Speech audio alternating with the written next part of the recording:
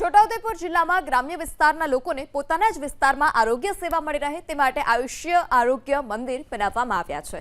બોડેલી તાલુકામાં અંદાજે 10 જેટલા આરોગ્ય કેન્દ્રો આજે પણ તૈયાર હોવા છતાં ધૂળ ખાઈ રહ્યા છે, જેનું કારણ છે લોકાર્પણની રાહ। બોડેલી તાલુકાના નાના અમાદરા ગામમાં પેટા આરોગ્ય કેન્દ્ર આવ્યું છે, પરંતુ ગામના લોકોને 4 કિલોમીટર દૂર આયુષ્યમાન આરોગ્ય કેન્દ્ર પર જવું પડે છે।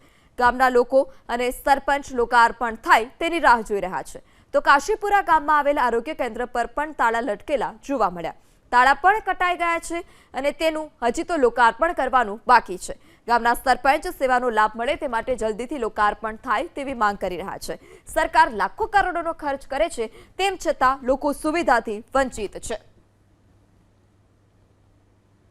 ગામના લોકોને આરોગ્યની સુવિધા ઘર આંગણે જ મળી રહે તે માટે રાજ્ય સરકારે કરોડોના ખર્ચે ગામે ગામ પેટા આરોગ્ય કેન્દ્ર તો બનાવ્યા, પરંતુ છોટાઉદેપુર જિલ્લાની વરવી વાસ્તવિકતા સામે આવી છે।